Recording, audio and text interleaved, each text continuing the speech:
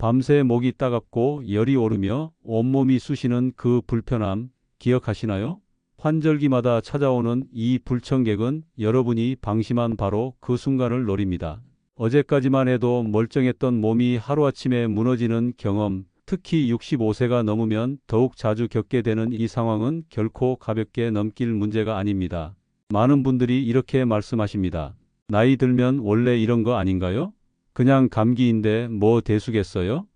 하지만 제가 40년 동안 수많은 환자분들을 진료하면서 본 현실은 달랐습니다. 단순한 감기 증상으로 시작했다가 폐렴으로 악화되어 병원 입원실에서 고생하시는 어르신들을 너무나 많이 봐왔습니다.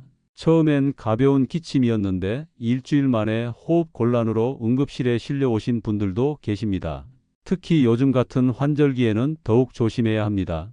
아침에는 영하로 떨어졌다가 낮에는 영상 10도를 넘나드는 큰 일교차, 난방으로 건조해진 실내 공기, 여기에 독감과 코로나19, RSV까지 동시에 유행하는 상황입니다. 이런 환경에서 우리 몸의 면역세포들은 제 기능을 발휘하지 못하고 바이러스들은 더욱 쉽게 우리 몸속으로 침투합니다. 더 큰 문제는 고령층의 경우 젊은 사람들과 달리 면역 반응이 늦게 나타난다는 점입니다. 바이러스가 이미 몸속 깊숙이 들어와 증식하고 있는데도 초기 증상이 가볍게 느껴져 대수롭지 않게 넘기다가 갑자기 상태가 악화되는 경우가 많습니다. 그래서 예방이 치료보다 100배, 1000배 중요한 것입니다. 하지만 좋은 소식이 있습니다. 손 씻기, 환기, 백신 접종, 2단 3가지만 제대로 지켜도 병원 갈 일 없이 건강하게 환절기를 보낼 수 있습니다. 복잡한 방법도 아니고 돈이 많이 드는 것도 아닙니다. 누구나 오늘 당장 시작할 수 있는 간단한 습관입니다. 이 영상을 끝까지 보시면 제가 40년 임상 경험을 통해 확인한 면역을 지키는 3대 생활 습관을 구체적으로 알려드리겠습니다. 이 습관들은 실제로 제 환자분들이 실천해서 효과를 본 검증된 방법들입니다. 이야기를 시작하기 전 아직 채널을 구독하지 않으신 분들은 구독과 좋아요 버튼을 누르고 알림 설정을 해서 중요한 건강 정보를 항상 받아보시기 바랍니다. 여러분의 건강한 노후를 위한 정보를 매주 알려드리고 있습니다. 안녕하세요. 저는 40년간 의사로 수많은 환자를 진료해온 황혼지혜 TV 이성우입니다. 오늘은 환절기에 면역력을 지키고 바이러스로부터 우리 몸을 보호하는 확실한 방법에 대해 말씀드리겠습니다. 지금부터 제가 들려드리는 이야기를 끝까지 들으시면 이번 겨울을 건강하게 보낼 수 있는 소중한 기회를 얻으실 겁니다.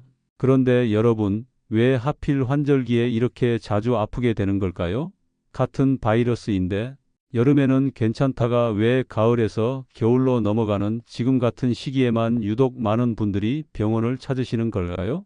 이 질문에 대한 답을 알아야 제대로 된 예방이 가능합니다. 먼저 일교차 문제부터 말씀드리겠습니다. 요즘 아침 기온을 보면 영하 2도에서 3도 정도인데 낮이 되면 영상 12도까지 올라갑니다. 하루 사이에 무려 15도 가까이 기온이 변하는 겁니다. 우리 몸은 이런 급격한 온도 변화에 적응하느라 엄청난 에너지를 소비합니다. 특히 면역세포들이 정상적으로 작동하려면 일정한 체온이 유지되어야 하는데 이렇게 큰 온도 변화가 반복되면 면역세포들의 기능이 떨어질 수밖에 없습니다. 제 진료실에 오시는 많은 어르신들이 이렇게 말씀하십니다. 선생님, 아침에 외출했다가 낮에 돌아오면 땀이 날 정도로 더워서 옷을 벗었는데 그 다음날 바로 감기에 걸렸어요. 바로 이런 상황에서 우리 몸이 온도 조절에 실패하고 면역력이 급격히 떨어지는 겁니다.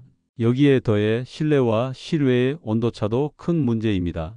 요즘 같은 날씨에는 실내에서 난방을 하니까 실내 온도가 22도에서 24도 정도 됩니다.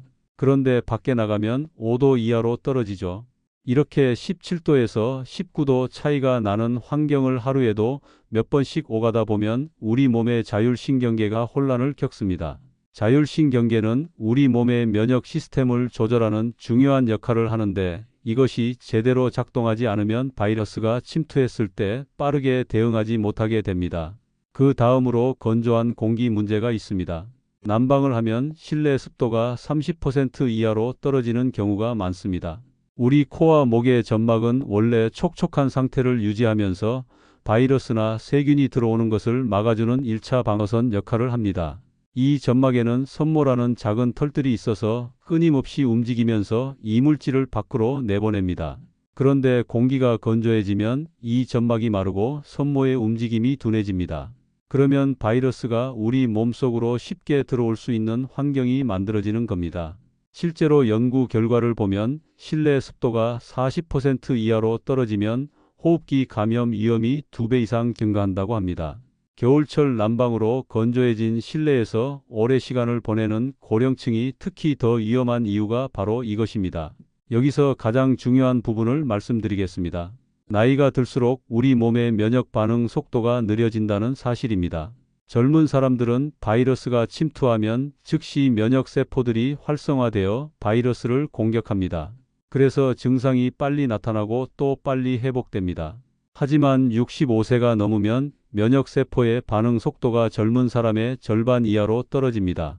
이게 무슨 의미냐면 바이러스가 이미 몸속에서 증식하고 있는데도 우리 몸이 늦게 반응해서 초기에는 증상이 가볍게 느껴진다는 겁니다. 그냥 좀 피곤한가 보다 하고 넘기는 사이에 바이러스는 폐까지 내려가고 그제야 고열과 기침이 시작됩니다. 이미 상태가 많이 악화된 후에야 증상이 나타나는 거죠. 제가 진료하면서 가장 안타까운 경우가 바로 이런 경우입니다. 선생님, 사흘 전부터 좀 으슬으슬하더니 어제부터 갑자기 숨쉬기가 힘들어졌어요. 이렇게 말씀하시는 분들을 검사해 보면 이미 폐렴이 상당히 진행된 상태인 경우가 많습니다. 초기 며칠 동안 가볍게 넘겼던 그 시간이 치료의 골든타임이었던 겁니다. 그래서 환절기에는 젊은 사람들보다 훨씬 더 철저하게 예방에 신경 써야 합니다. 몸이 조금만 이상해도 바로 대응해야 하고 평소에 면역력을 높이는 생활 습관을 실천해야 합니다.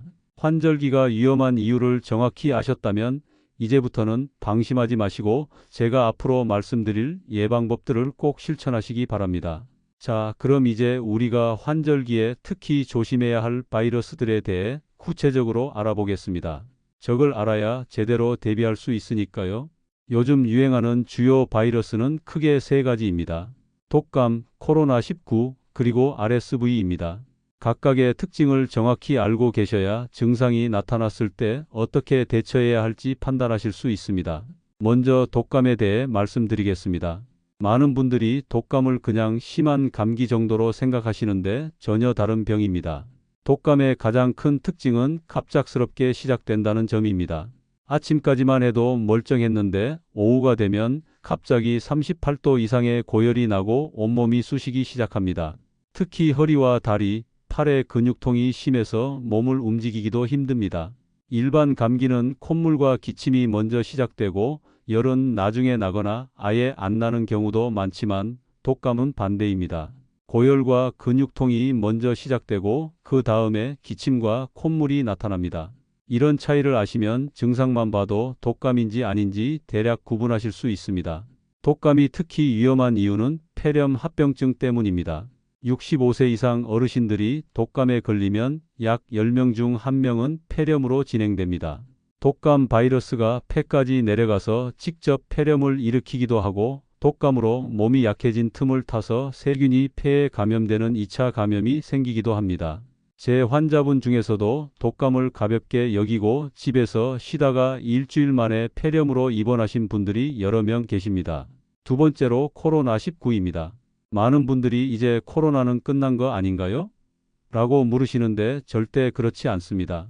코로나19 바이러스는 여전히 우리 주변에 있고 특히 환절기에 다시 유행하는 패턴을 보입니다. 다만 초기보다는 증상이 가벼워진 것이 사실입니다. 코로나19의 증상은 독감과 좀 다릅니다. 독감처럼 갑자기 고열이 나기보다는 미열 정도로 시작하는 경우가 많습니다. 37도 중반에서 38도 정도의 열이 나고 마른 기침이 계속됩니다.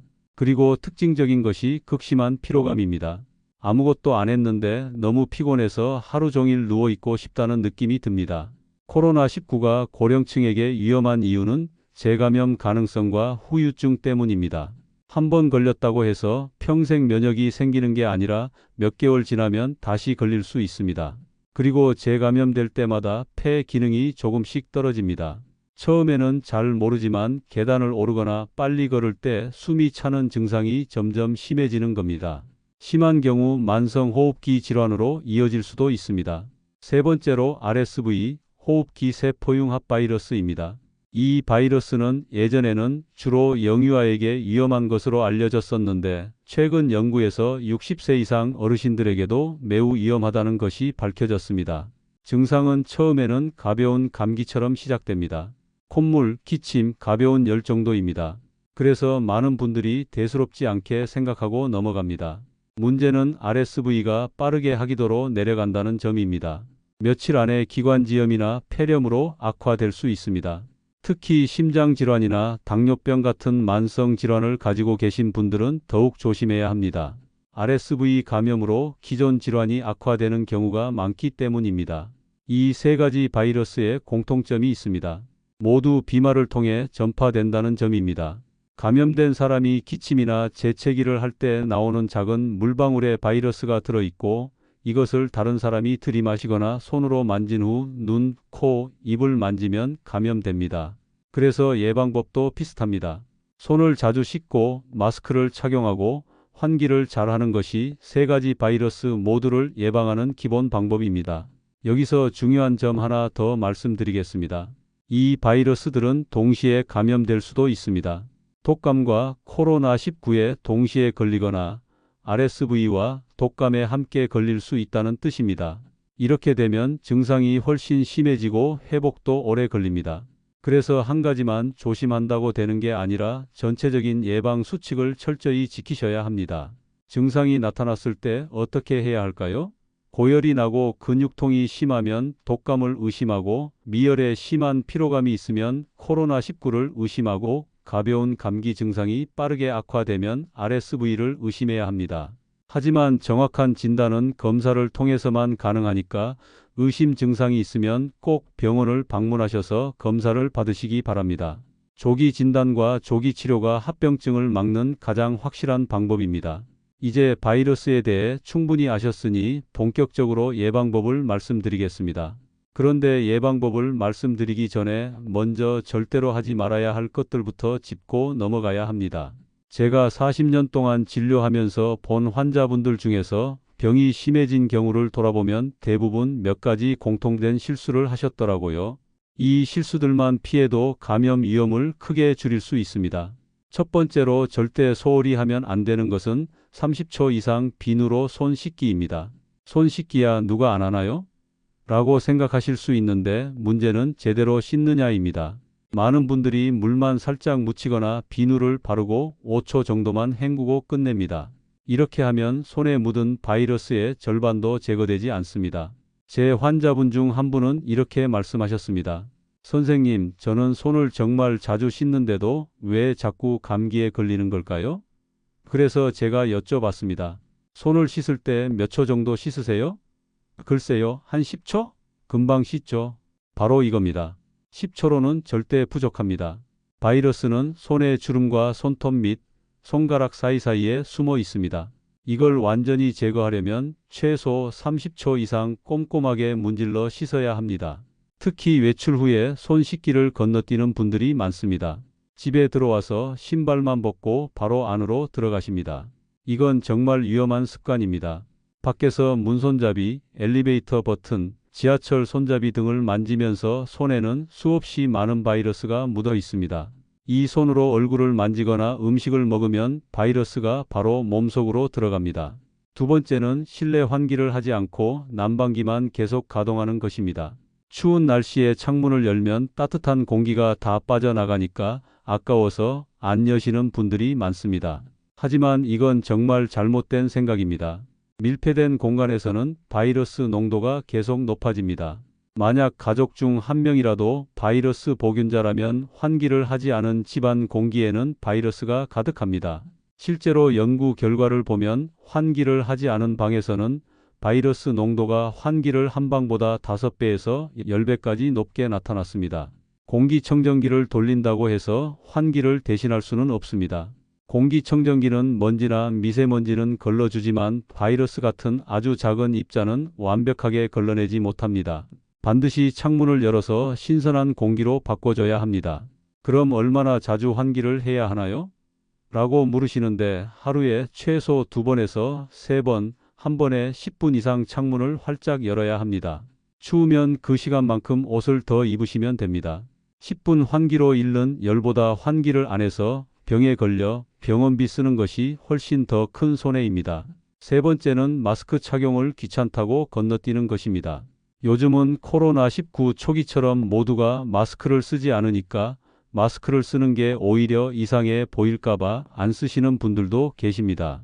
하지만 고령층이 사람 많은 곳에 갈 때 마스크를 안 쓰는 것은 정말 위험합니다.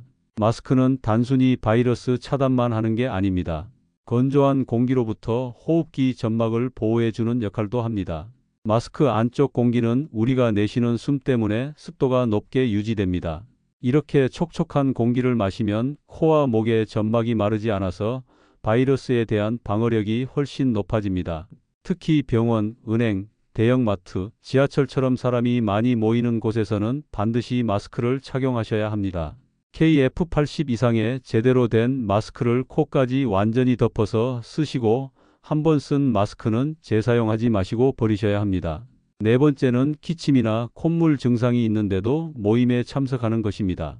많은 어르신들이 별거 아닌 것 같은데 약속을 취소하기는 미안하고라는 생각으로 증상이 있는데도 모임에 나가십니다. 이건 본인에게도 안 좋고 다른 사람들에게도 피해를 주는 행동입니다. 바이러스는 증상이 나타나기 전부터 전파됩니다. 기침이나 콧물이 나온다는 것은 이미 체내에 바이러스가 많이 증식했다는 뜻이고 이 상태에서 다른 사람을 만나면 바이러스를 퍼뜨리게 됩니다. 특히 밀폐된 실내에서 식사를 하거나 오랜 시간 함께 있으면 같이 있던 사람들 대부분이 감염될 위험이 있습니다. 제 환자분 중 한 분은 경로당 모임에 나갔다가 그곳에서 독감이 집단 감염된 적이 있습니다. 나중에 알고 보니 한 분이 증상이 있었는데도 괜찮겠지 하고 나오셨던 겁니다. 결국 그날 모임에 있던 15명 중 11명이 독감에 걸렸고 그중 2명은 폐렴으로 입원까지 하셨습니다. 몸에 이상이 느껴지면 용기를 내서 약속을 미루시기 바랍니다. 진짜 친구라면 이해해 줄 것입니다. 오히려 아픈 몸을 이끌고 나와서 다른 사람들까지 아프게 만드는 것이 더 민폐입니다. 집에서 푹 쉬면서 회복한 다음에 건강한 모습으로 만나는 것이 모두를 위한 최선의 선택입니다. 이 네 가지만 확실하게 지켜도 바이러스 감염 위험을 70% 이상 줄일 수 있습니다. 어렵거나 복잡한 것 하나도 없습니다. 손 씻기, 환기하기, 마스크 쓰기, 아플 때 쉬기 이 네 가지입니다. 오늘부터 꼭 실천하시기 바랍니다. 그럼 이제 가장 중요한 손 위생에 대해 좀 더 구체적으로 말씀드리겠습니다. 손 씻기가 중요하다는 건 다들 아시는데 정확히 어떻게 씻어야 하는지, 언제 씻어야 하는지 모르시는 분들이 많습니다. 오늘 제가 알려드리는 방법대로 하시면 병원균의 99% 이상을 제거할 수 있습니다. 먼저 언제 손을 씻어야 하는지부터 말씀드리겠습니다. 가장 중요한 시점이 네 가지 있습니다. 첫째는 외출 후입니다. 집에 들어오자마자 현관에서 바로 화장실로 가셔서 손을 씻으셔야 합니다. 신발 벗고 옷 갈아입기 전에 손부터 씻는 겁니다. 외출했을 때 우리 손은 수많은 물건을 만집니다. 문손잡이, 엘리베이터 버튼, 손잡이, 카트, 돈 등 하루에 최소 수백 번 이상 무언가를 만집니다. 이 모든 것에 바이러스가 있을 수 있다고 생각하셔야 합니다. 둘째는 식사 전후입니다. 밥을 먹기 전에는 당연히 씻어야 하고 먹은 후에도 씻어야 합니다. 식사 중에 입 주변을 만지거나 음식을 손으로 집어 먹으면서 손에 침이나 음식물이 묻습니다. 이걸 그대로 두면 세균이 번식하기 좋은 환경이 됩니다. 특히 당뇨가 있으신 분들은 손에 작은 상처만 있어도 감염이 쉽게 일어나니까 식사 후 손 씻기를 꼭 지키셔야 합니다. 셋째는 기침이나 재채기를 한 후입니다. 요즘은 많은 분들이 기침할 때 손이 아니라 팔꿈치로 가리십니다. 이건 아주 좋은 습관입니다. 하지만 가끔 깜빡하고 손으로 입을 가릴 때가 있습니다. 그럴 때는 반드시 즉시 손을 씻으셔야 합니다. 기침이나 재채기로 나온 침 방울에는 바이러스가 엄청나게 많이 들어 있습니다. 이 손으로 무언가를 만지면 바이러스가 그곳에 옮겨 붙고 다른 사람이 그걸 만지면 감염됩니다. 넷째는 화장실 사용 후입니다. 이건 당연한 얘기 같지만 의외로 제대로 안 씻으시는 분들이 많습니다. 특히 집 화장실을 사용한 후에는 대충 물로만 헹구고 마는 경우가 있습니다. 하지만 화장실에는 우리 눈에 보이지 않는 수많은 세균이 있습니다. 변기 손잡이, 수도꼭지, 문손잡이 등 모든 곳에 세균이 있다고 생각하시고 꼼꼼하게 씻으셔야 합니다. 이제 어떻게 씻어야 하는지 구체적으로 말씀드리겠습니다. 먼저 손을 물로 충분히 적십니다. 찬물보다는 미지근한 물이 좋습니다. 너무 뜨거운 물은 피부를 건조하게 만들 수 있으니까 주의하셔야 합니다. 손을 적신 후 비누를 충분히 묻힙니다. 고체 비누든 액체 비누든 상관없습니다. 중요한 건 충분한 양을 사용하는 겁니다. 비누를 묻힌 후가 중요합니다. 손바닥끼리 문지르는 것은 기본이고 손등도 꼼꼼히 문질러야 합니다. 한 손의 손바닥으로 다른 손의 손등을 문지르는 겁니다. 양손 다 해야 합니다. 그 다음 손가락을 깍지 낀 채로 손바닥과 손가락 사이를 문지릅니다. 손가락 사이사이가 특히 잘 안 씻기는 부분이라서 이 동작이 아주 중요합니다. 그 다음은 손가락을 반대편 손바닥에 세워서 손톱 밑을 문지릅니다. 손톱 밑은 세균이 가장 많이 숨어 있는 곳입니다. 손톱을 기르시는 분들은 특히 더 신경 써서 씻으셔야 합니다. 그리고 엄지손가락을 반대편 손으로 감싸 쥐고 돌리면서 씻습니다. 엄지손가락도 자주 빠뜨리는 부분입니다. 마지막으로 손목까지 씻습니다. 손목 위로 5cm 정도까지 비누칠을 하고 문지릅니다. 이 모든 과정을 하는데 최소 30초가 걸립니다. 30초가 얼마나 되나요? 라고 물으시는 분들을 위해 쉬운 방법을 알려드리겠습니다. 생일 축하 노래를 2번 부르는 시간이 대략 30초입니다. 손을 씻으면서 마음속으로 생일 축하 노래를 2번 불러보세요. 그 정도 시간 동안 씻으시면 됩니다. 손을 다 씻었으면 흐르는 물에 충분히 헹궈냅니다. 비누 거품이 완전히 없어질 때까지 헹궈야 합니다. 비누 성분이 남아있으면 피부가 건조해지고 손이 튼답니다. 헹군 후에는 깨끗한 수건이나 종이 타월로 완전히 말립니다. 손에 물기가 남아있으면 오히려 세균이 더 잘 번식합니다. 공중 화장실에서는 수건 대신 종이 타월을 사용하시는 게 좋습니다. 여러 사람이 함께 쓰는 수건에는 이미 세균이 많을 수 있기 때문입니다. 손을 말린 종이 타월로 수도꼭지를 잠그고 문손잡이를 잡으면 다시 손에 세균이 묻는 것을 막을 수 있습니다. 손 세정제 사용에 대해서도 말씀드리겠습니다. 외출 중에 손을 씻을 수 없을 때는 알코올 함량 60% 이상의 손 세정제를 사용하시면 됩니다. 손 세정제를 사용할 때도 방법이 있습니다. 적당량을 손바닥에 짜서 손이 마를 때까지 비비는 겁니다. 아까 비누로 씻을 때 했던 동작들, 손바닥, 손등, 손가락 사이, 손톱 밑, 엄지, 손목 순서로 다 문지르셔야 합니다. 하지만 손 세정제는 완벽하지 않습니다. 눈에 보이는 오염이 있거나 손이 많이 더러울 때는 효과가 떨어집니다. 그리고 일부 바이러스는 알코올로 완전히 제거되지 않습니다. 그래서 손 세정제는 어디까지나 비누와 물로 씻을 수 없을 때 임시방편으로만 사용하시고 가능하면 비누와 물로 씻는 것이 가장 좋습니다. 손을 자주 씻다 보면 피부가 건조해지고 트는 분들이 계십니다.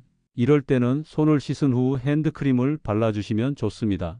특히 자기 전에 핸드크림을 충분히 바르고 주무시면 다음 날 손 상태가 훨씬 좋아집니다. 손이 트고 갈라지면 그 틈으로 세균이 들어가 감염이 될 수 있으니까 손 보습도 위생만큼 중요합니다. 마지막으로 손톱 관리도 중요합니다. 손톱을 너무 길게 기르면 손톱 밑에 세균이 쌓입니다. 일주일에 한 번 정도 손톱을 짧게 잘라주시고 손톱깎이는 깨끗하게 소독해서 사용하셔야 합니다. 손 위생은 단순히 씻기만 하는 게 아니라 손톱 관리, 보습까지 포함하는 종합적인 관리입니다. 오늘부터 제가 말씀드린 대로 손 위생 루틴을 만들어서 실천하시기 바랍니다. 손 위생만큼이나 중요한 것이 바로 집안 환기와 공기 관리입니다.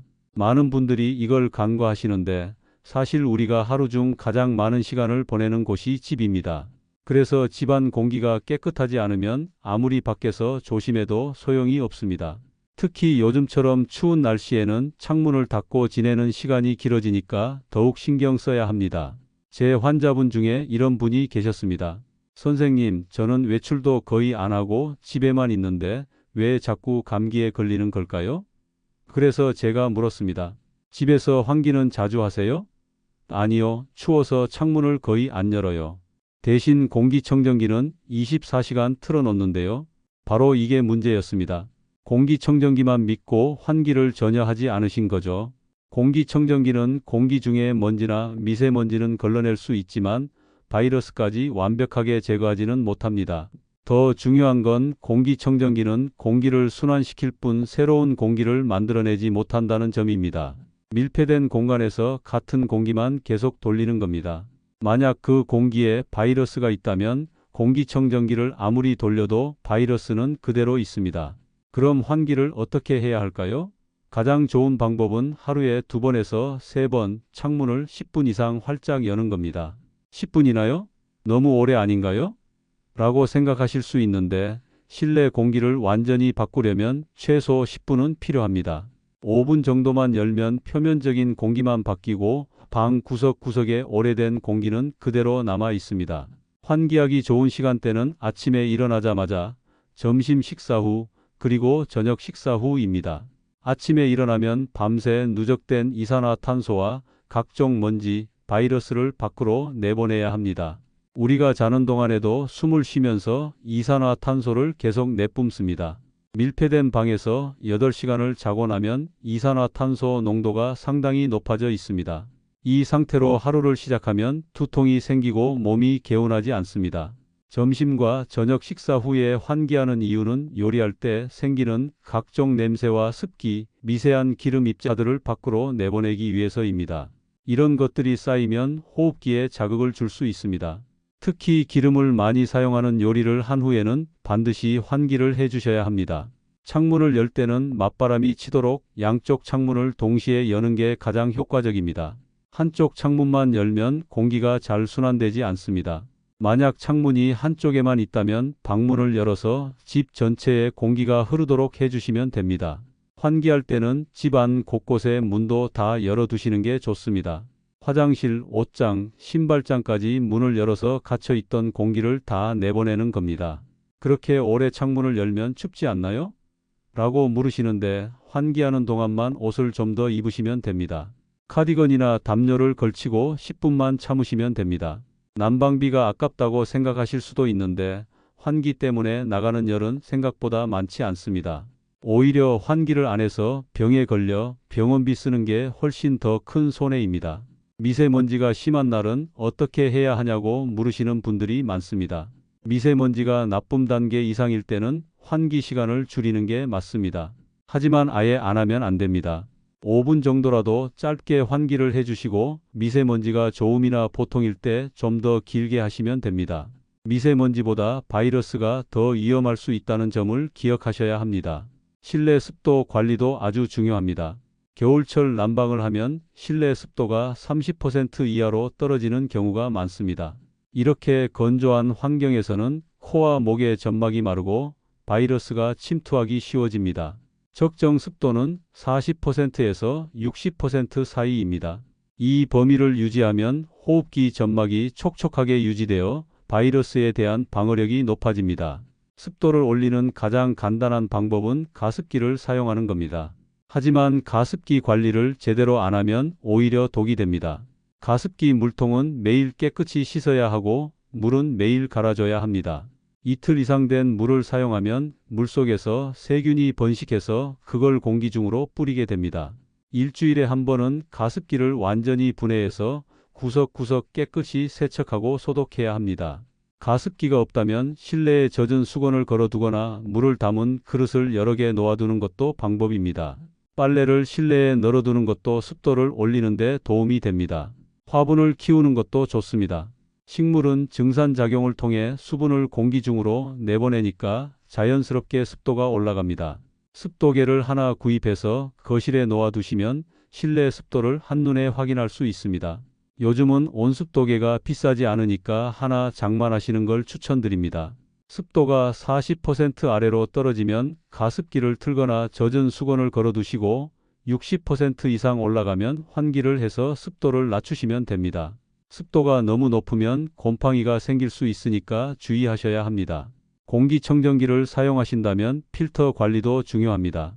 필터를 6개월 이상 교체하지 않으면 오히려 필터에 쌓인 먼지와 세균이 다시 공기 중으로 퍼질 수 있습니다. 제조사가 권장하는 주기에 맞춰 필터를 교체하시고 한 달에 한 번은 필터를 꺼내서 먼지를 털어내 주시면 좋습니다. 침실 관리도 특별히 신경 쓰셔야 합니다. 우리가 하루 중 가장 오랜 시간을 보내는 곳이 침실이니까요. 이불과 베개는 일주일에 한 번은 햇볕에 말리시고 이불 커버와 베갯잎은 일주일에 한 번 세탁하셔야 합니다. 침구류에는 진먼지 진드기가 살고 있는데 이것들이 호흡기 알레르기를 일으킬 수 있습니다. 알레르기로 호흡기가 약해지면 바이러스 감염 위험도 높아집니다. 깨끗한 공기는 건강의 기본입니다.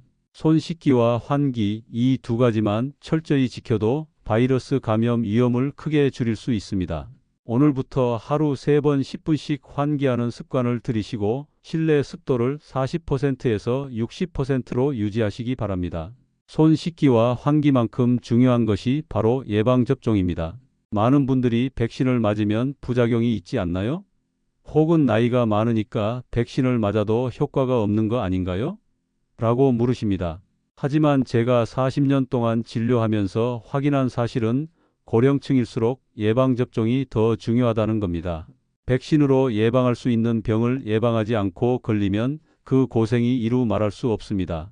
먼저 독감 백신에 대해 말씀드리겠습니다. 독감 백신은 매년 가을에 접종해야 합니다. 작년에 맞았는데 올해도 또 맞아야 하나요? 라고 물으시는데 반드시 매년 맞으셔야 합니다. 독감 바이러스는 매년 조금씩 변하기 때문에 작년 백신으로는 올해 유행하는 독감을 막을 수 없습니다. 세계보건기구에서 매년 그해 유행할 것으로 예상되는 바이러스 종류를 예측해서 백신을 만듭니다.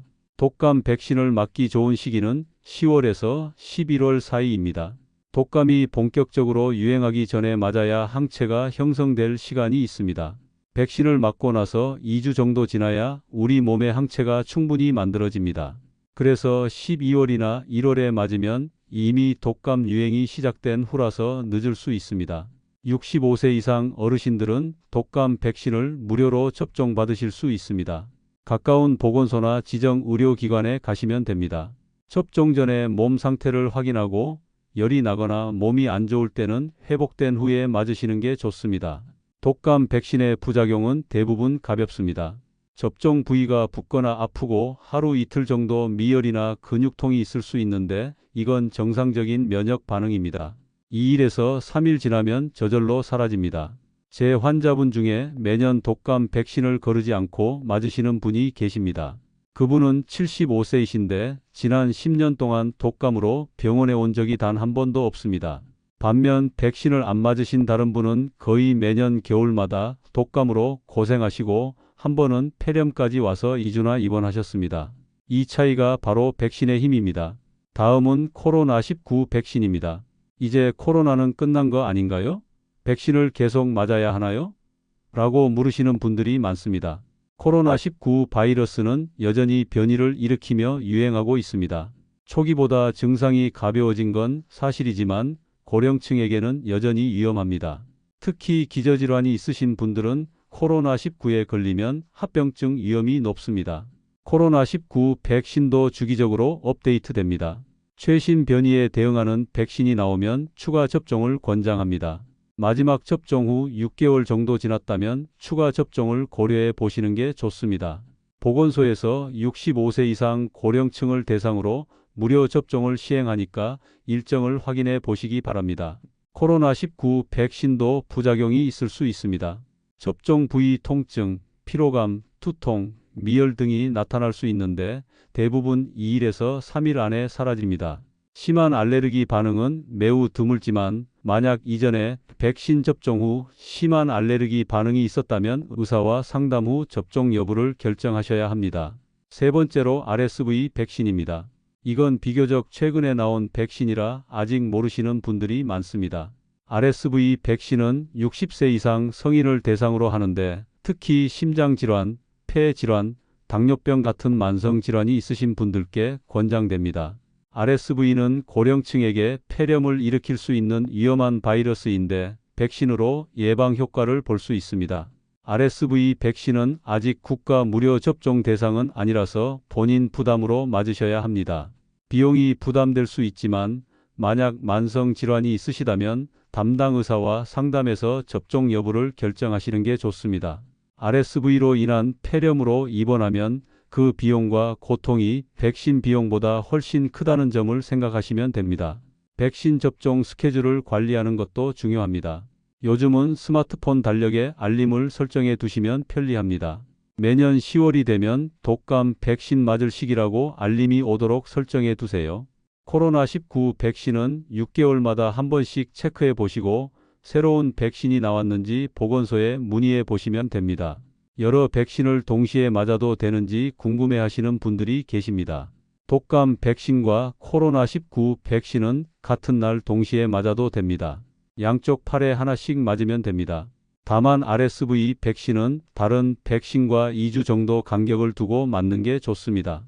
정확한 일정은 접종하는 의료기관에서 안내해 드릴 겁니다. 백신 접종 후 주의사항도 말씀드리겠습니다. 접종 당일에는 무리한 운동이나 음주를 피하시고 접종 부위를 청결하게 유지하시되 너무 세게 문지르지 마세요. 목욕은 괜찮지만 사우나나 찜질방처럼 너무 뜨거운 곳은 피하시는 게 좋습니다. 물을 충분히 마시고 푹 쉬시면 됩니다. 만약 접종 후 38도 이상의 고열이 2일 이상 지속되거나 숨쉬기가 힘들거나 심한 두드러기가 생기면 즉시 병원에 가셔야 합니다. 하지만 이런 심각한 부작용은 매우 드뭅니다. 대부분은 가벼운 증상만 나타나고 금방 회복됩니다. 제가 늘 강조하는 것은 예방이 치료보다 100배 낫다는 것입니다. 백신을 맞는데 드는 시간과 비용은 정말 적지만 그 효과는 엄청납니다. 독감이나 코로나19에 걸려서 일주일 이상 고생하고 심하면 입원까지 하는 것보다 백신 한 번 맞는 게 훨씬 낫습니다. 특히 65세 이상은 합병증 위험이 높으니까 백신 접종을 절대 미루지 마시고 제때 맞으시기 바랍니다. 올해 독감 백신 맞으셨나요? 아직 안 맞으셨다면 내일이라도 당장 가까운 보건소나 병원에 예약하세요. 여러분의 건강을 지키는 가장 확실하고 쉬운 방법입니다. 자, 그럼 이제 제가 직접 진료했던 환자분들의 이야기를 들려드리겠습니다. 이론으로만 들으면 와닿지 않을 수 있는데 실제 사례를 들으시면 제가 왜 이렇게 강조하는지 이해하실 겁니다. 두 분의 이야기인데 한 분은 제가 말씀드린 방법을 실천하셔서 건강을 지키신 경우고 다른 한 분은 처음에는 소홀히 하시다가 나중에 깨닫고 변화하신 경우입니다. 첫 번째로 김영자 할머니 이야기입니다. 김 할머니는 올해 72세이십니다. 3년 전 처음 제 진료실에 오셨을 때가 생각납니다. 그때는 매년 겨울마다 감기로 고생하신다고 하소연하셨습니다. 선생님, 저는 매년 겨울만 되면 꼭 아파요. 기침도 하고 열도 나고 한 번 걸리면 한 달은 고생해요. 나이가 들어서 그런가요? 이렇게 물으셨습니다. 제가 김 할머니께 생활 습관을 여쭤봤습니다. 집에서 환기는 자주 하세요? 아니요, 추워서 거의 안 열어요. 손은 자주 씻으세요? 밥 먹기 전에 한 번 정도요? 독감 백신은 맞으셨어요? 작년에 맞았는데 올해는 아직이요. 바로 문제가 보였습니다. 기본적인 예방 수칙을 하나도 지키지 않고 계셨던 겁니다. 그래서 저는 김 할머니께 오늘 제가 여러분께 말씀드린 것과 똑같은 내용을 알려드렸습니다. 하루에 2번 이상 환기하기, 외출 후와 식사 전후에 30초 이상 손 씻기, 매년 가을에 독감 백신 맞기, 이 세 가지만 꼭 지키시라고 당부했습니다. 처음에 김 할머니는 반신반의하셨습니다. 그게 그렇게 효과가 있을까요? 하지만 김 할머니는 제 말을 믿고 실천하기 시작하셨습니다. 먼저 매일 아침 8시와 저녁 6시에 알람을 맞춰놓고 10분씩 환기를 하셨습니다. 처음엔 춥다고 불평하셨지만 곧 익숙해지셨습니다. 손 씻기도 습관을 들이셨습니다. 현관 옆에 손 씻기라고 쓴 메모지를 붙여놓고 외출하고 돌아오면 제일 먼저 손을 씻으셨습니다. 그리고 10월에 독감 백신을 맞으셨습니다. 그렇게 한 달이 지나고 2달이 지났습니다. 겨울이 왔습니다. 주변 사람들이 하나둘 감기에 걸렸습니다. 경로당에서도 여러분이 아파서 결석하셨습니다. 하지만 김 할머니는 건강했습니다. 기침 한 번 하지 않으셨습니다. 겨울이 다 지나갈 때까지 병원에 오실 일이 없으셨습니다. 다음 해 봄에 정기검진으로 오셨을 때 김 할머니는 이렇게 말씀하셨습니다. 선생님, 정말 신기해요. 수십 년 만에 처음으로 겨울을 아프지 않고 보냈어요. 예전에는 한 달에 한 번씩은 병원에 왔는데 이번 겨울엔 한 번도 안 왔잖아요. 처음엔 그냥 운이 좋았나 싶었는데 올해도 똑같이 실천했더니 또 안 아프더라고요. 이제는 습관이 돼서 귀찮지도 않아요. 김 할머니는 지금까지 3년째 환기와 손 씻기, 백신 접종을 꾸준히 실천하고 계십니다. 그리고 3년 동안 단 한 번도 심한 감기나 독감에 걸리지 않으셨습니다. 가끔 목이 살짝 간질간질할 때가 있었지만 하루 이틀 쉬면 금방 나았습니다.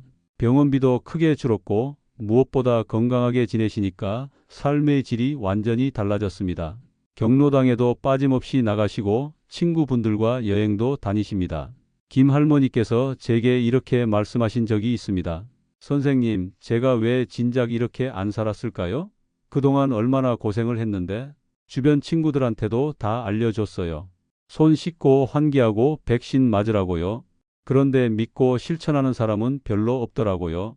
다들 귀찮다고 별거 아니라고 그래요. 나중에 아파서 고생하면 그때 후회해도 늦는데 말이에요. 두 번째 이야기는 박기남 할아버지입니다. 박 할아버지는 76세이시고 당뇨병과 고혈압이 있으신 분입니다.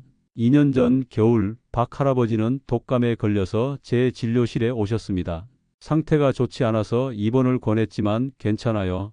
집에서 쉬면 나을 거예요 라며 거부하셨습니다.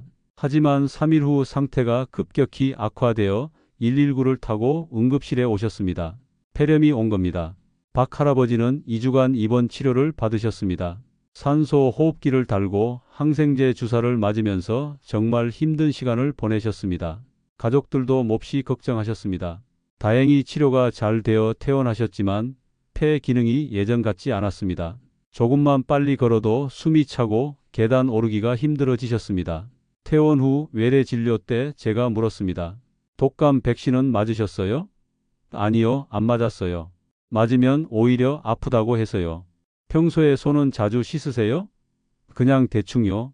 집에서 환기는 하세요? 겨울엔 춥잖아요. 거의 안 열어요. 예상했던 대답이었습니다. 저는 박 할아버지께 진지하게 말씀드렸습니다.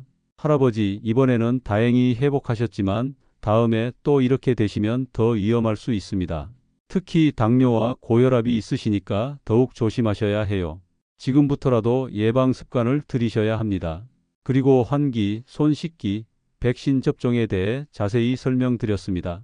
입원하면서 큰 고생을 하신 박 할아버지는 이번에는 제 말을 귀담아 들으셨습니다.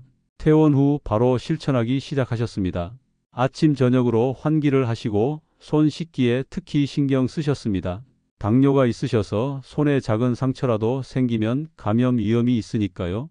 그리고 그해 가을에 독감 백신과 코로나19 백신을 모두 맞으셨습니다. 다음 해 겨울 박 할아버지 가족 중 며느리와 손자가 독감에 걸렸습니다. 같은 집에 사시는데 박 할아버지는 괜찮으셨습니다. 마스크를 쓰고 환기를 자주 하고 손을 꼼꼼히 씻으셨기 때문입니다.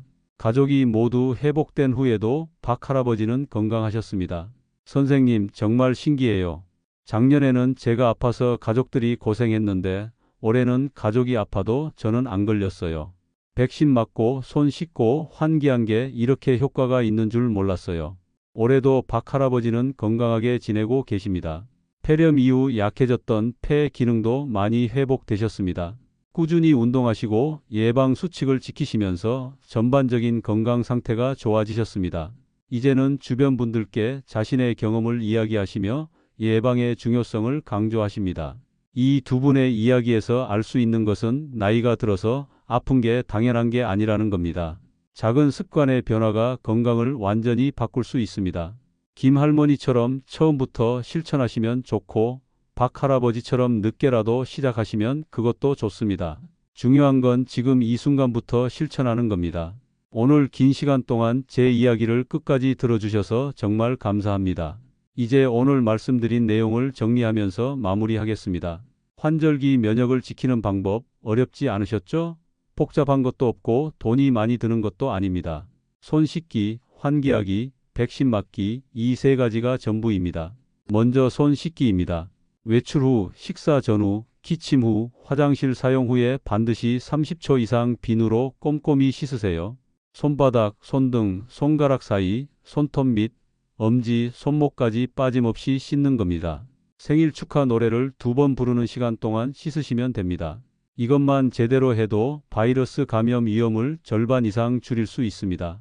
두 번째는 환기입니다. 하루에 2번에서 3번, 한 번에 10분 이상 창문을 활짝 여세요. 아침에 일어나자마자, 점심 식사 후, 저녁 식사 후가 좋습니다. 춥다고 걱정하지 마시고 그 시간만 옷을 더 입으시면 됩니다. 실내 습도는 40%에서 60%로 유지하시고 가습기를 사용하신다면 매일 물을 갈아주시고 일주일에 한 번은 깨끗이 청소하세요. 세 번째는 백신 접종입니다. 독감 백신은 매년 10월에서 11월 사이에 맞으세요. 65세 이상은 무료입니다.